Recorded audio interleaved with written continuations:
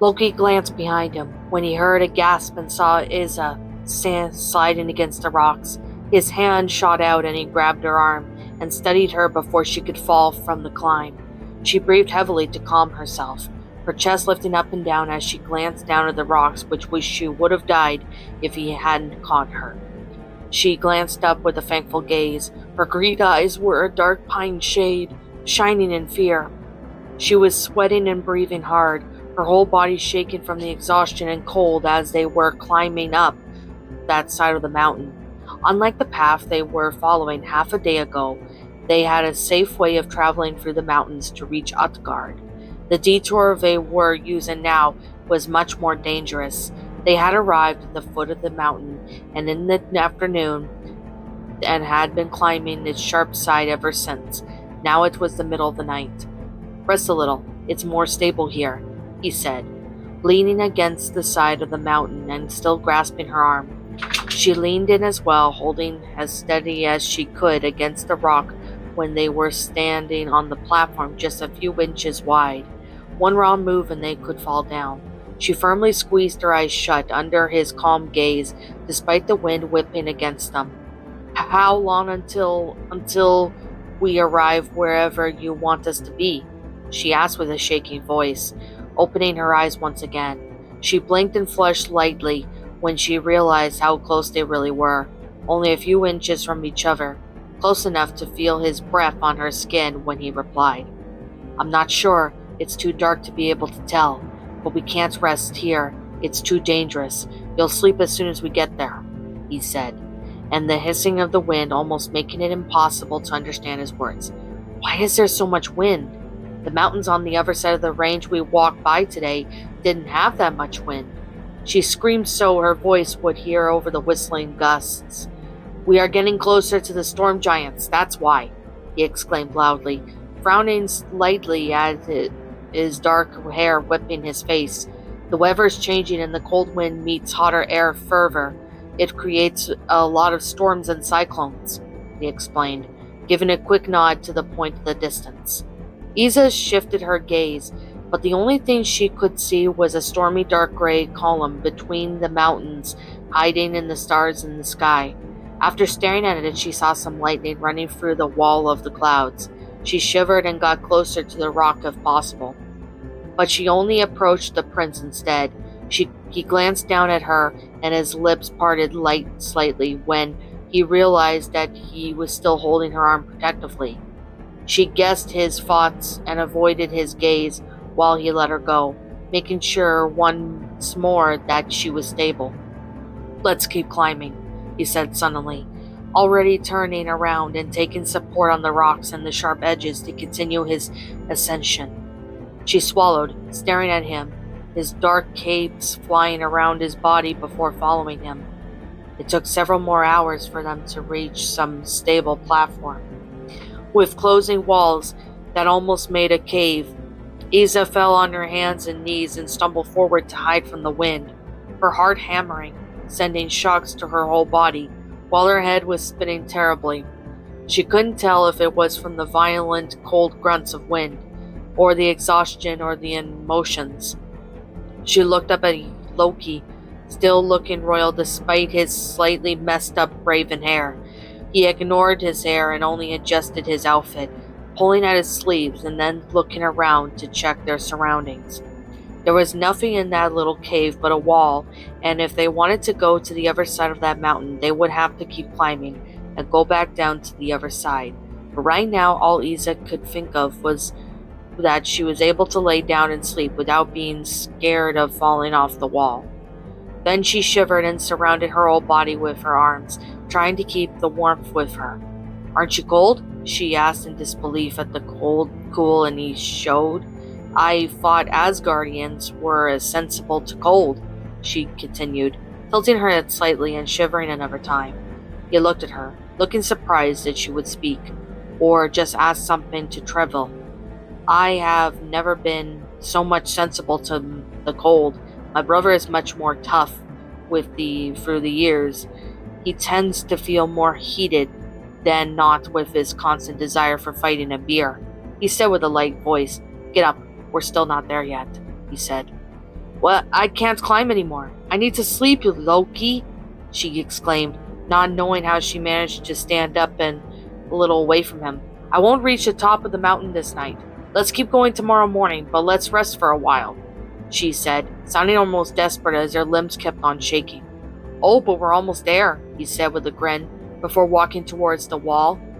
She sighed, wishing that he would walk into the darkness, hit the wall, and fall on his back, but he didn't. He lifted up his hands and touched the wall, brushing its surface almost softly, his long pale fingers almost shining under the moonlight. Isa shivered again at the sound of his skin against the wall, another wish taking over her body, but much different from the first. She focused again when she saw the green cedar illuminating the hands of the prince. It shone brighter and brighter until it seemed to merge into stone, and then in the green light disappeared again and came back, running through the whole wall, filling intricate patterns and lines. Loki, grinning like a madman, took a step backwards and admired the cedar that illuminated the delicate lines from the huge illustration slowly appearing thanks to the green energy. Isa gasped when she recognized the runes and symbols she knew, mixed with others, much more powerful and dark, all of it intricate with the lines and drawings. Then the magic occurred with a heavy sound resonated around them. She looked back at Loki, expectantly, with the pattern still shone in bright green, as bright as his eyes when he turned towards her, smiling mischievously. He offered her a hand, and she took it excitedly, smiling back at him as they moved towards the stone. She hesitated to try to pull away when he walked straight into the stone, but when she closed her eyes to avoid the impact, she didn't feel anything. She frowned as their steps kept advancing, as if they should have hit the wall by then. She blinked her eyes open and then realized they had arrived somewhere else. She stopped breathing, lifting up her head and gasping at the endless ceiling of the huge cave that they had advanced to. She could see rocks, sharp edges, and caves that could hide just about anything. Some lost fires were given a dim, dark light around them, just enough to see that they were stepping. She turned around and saw the fading green lines as the wall returned back to being made of stone. She looked back at Loki, who was still grinning, his eyes filled with mischief and pride. So, did I impress you? He asked, tilting his head in the almost seductive way. Her heart missed a beat and her fingers tightened around him just enough to make him feel the heat pulsing from her body to his. I do hope you'll impress me even more in the near future, Loki, she murmured, her eyes gleaming brightly. He growled before grinning and giving a nod towards the recess that would protect them in some way. Come, we need to rest. We have a long day to the other side tomorrow, he said, pulling her behind him. Do you really want to sleep? She asked, passion bubbling inside her. And I don't want you to complain about being tired, because I kept you all awake, he said, replied with the same tone. He took some fire that was burning at the edge of the torch and threw it in the middle of the little cave so they could have a fire before settling down, their skin faintly parting way despite the warmth it left. They were both exhausted, but neither of them wanted to sleep. Isa was too excited for that, and she kept staring at him with bright green eyes and a huge smile. That was some amazing magic, she finally said, cutting the silence. I've never seen anything like that before. Just how powerful are you? She asked, barely taking in a breath of air from excitement. He chuckled, an elbow on lifted up his leg, looking back at her intensely. You have no idea what my true power really is, he murmured with a smirk. She licked her lower lip, trying not to jump in excitement, and asked him to explain the magic spells that were on this rock and how he managed to get him into the huge cave. Where are we? She asked, looking around the place. His lips tightened just enough to show her his nervousness, despite his smiling and calm expression.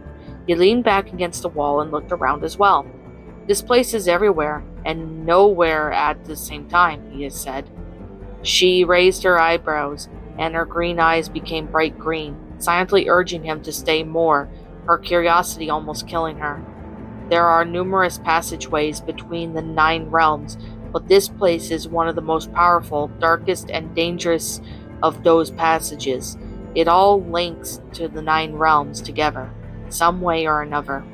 He leaned forward, lowering his voice to continue, his excitement obvious in his eyes despite the dark vibration of his voice. The legends say that some of the most ancient and dangerous creatures live here. Some say it's a direct way to Helm. It's a place so powerful and important that even the Midgardians were aware of existence.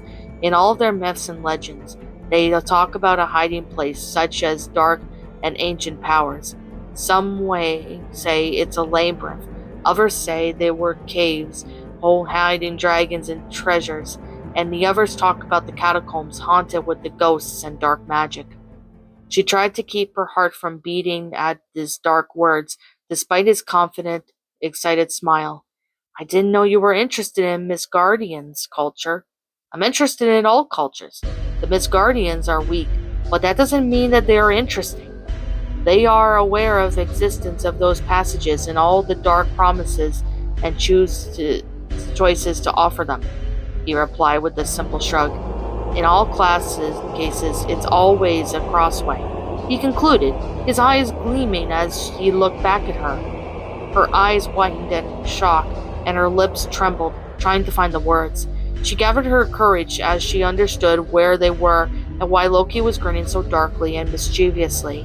Her heart hammered in her chest almost violently in sudden fear, and her voice almost didn't waver when she spoke up, her voice barely higher than a whisper.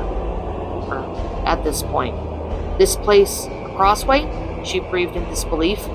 He tilted his head onto one side and shining his eyes with a foolish grin. The crossway? She shrieked. Her breathing became hard and from fear in her chest. It'll take us to Utgard in no time, he exclaimed lightly. There is even legend saying that time stops when we're here, and nothing without a very powerful magic and rare knowledge could enter this place. Even the All-Father can't come in. We're safe from that thing, and that was following me, and we'll get to Utgard in no time. Her lips trembled, and her whole body shook as she leaned forward, trying not to slap him or throttle him. Safe? Are you mad? Consider myself more of a genius, he replied with a cheeky grin. Why would you take us to one of the most dangerous places of all 9 realms? She exclaimed, not believing how calm he was about the whole situation. It's safe if we don't get into the wrong places and make the wrong choices, he simply stated. She gave a hissing, mocking laugh at that, shaking her head in disbelief. Yeah, of course. How foolish of me. This place is literally the dump of all the dark energy, creatures, and the magic of the 9 realms. It's made to make you go mad to the exact places we don't want to go, she yelled, not caring anymore that he was a prince. I have a plan, he said. She didn't have any more words to yell at him, or even have the strength to argue and kill him, especially when he gave his innocent and proud puppy face like now. Everyone in the 9 realms knew about the crossway, the place of being the crossway of all the realms, where everything dark, forgotten, or cursed was sent to. It had openings of every single realm, and she had heard stories about people going through those portals unknown and invincible to even the Heimdall and never coming back. Some say the last of the Dark Elves were hiding in those infinite menders. It's even said that the crossway should be the place of where the ice Infinum met with the fire of Muspelheim. Or is that even the place known as Gunna filled with Merv's flesh? She shivered at the terror at the mere thought of the possible creatures haunting this place. We can't stay here, she breathed, frightened. Don't worry, I have a plan, he repeated, he clicking his tongue in annoyance at her lack of faith. What plan? What kind of plan can you have coming up to a place so disastrous and dark? Even dark elves would run away from this place. We can't stay here. We can't survive here unless we reach Utgard alive, she exclaimed. He rolled his eyes, and she couldn't help herself from finally punching him in the arm hard. He almost stumbled down to the ground in strength, so she put into that punch, and he stared at her, not knowing if he should be impressed or insulted by her move. But her red cheeks and her panicked gaze shook him, and he sighed, realizing that with the legends surrounding the crossway, taking her in without at least reassuring her a little was just going to lead to some unfortunate events he wanted to avoid. You remember when I told you that I was interested in all cultures? He asked, sounding almost soft. His tone seemed to move her, but because she remained calm down and stared at him, more curiosity than angry or scared. Something told him that she was more curious about this side of him than what he had to say, but he didn't mind the moment. I found something, a powerful weapon and magical item that will guide us through the crossway to the destination of our choice while avoiding the dangers of this place. It will hide us from the creatures and will hide most of its darkest past from us, he explained before leaning forward lightly, his eyes bright in the darkness. We can get to safety to Utgard, I promise you, he said, with a voice so confident and firm that she didn't even know how to react. She had seen him annoyed and annoyingly angry, proud, and as a peacock, mischievous, but she never saw him with such honest expression if he wanted her to trust him. Now, if you're scared, I can give you the safety, but that would mean climbing down the mountain all over again and then leaving you in Jotunheim to come back up here alone, he said with an earnest and genuine expression. She stared at him, her heart beating madly, as if she wasn't quite sure if it was from fear or his expression. She swallowed hard, thinking of all the creatures hiding in this place, but she had never seen Loki so honest and almost caring for her safety. Maybe she was curious about the secrets of the Crossway. Maybe she was curious about Loki and this new side of him showing a little by now that his shield and he started to fade away, but she swallowed and lifted up her chin slightly, he wanting to appear proud and confident, even if her eyes were gleaming in fear, but mostly in a weird curiosity she couldn't ignore anymore as she looked at the prince. Well, I can't leave the prince alone unprotected in such a place now, can I? She said hesitantly. He grinned at the answer. Perhaps they both imagined it, but their eyes reflected in the same intense curiosity for each other. What's up, my pretties? It's the Lion Queen here. I want to appreciate you all for tuning into this video, and I do appreciate you guys supporting my video by giving this video likes and stuff. If you really enjoyed this video, be sure to leave a like, comment and subscribe if you're new, ring the bell for notifications to when I upload so that way you guys will get updated for whenever I upload. If you want to follow me on Twitter or DeviantArt, feel free to leave a follow on those if you are interested in following me on those socials. If you want to support my backup channel, known as Miss Dark Shigo, feel free to subscribe to it, as a link to that will also be in the About page section. And with that being said, and that being the case, thank you so much for watching, my pretties, and as always, stay pretty.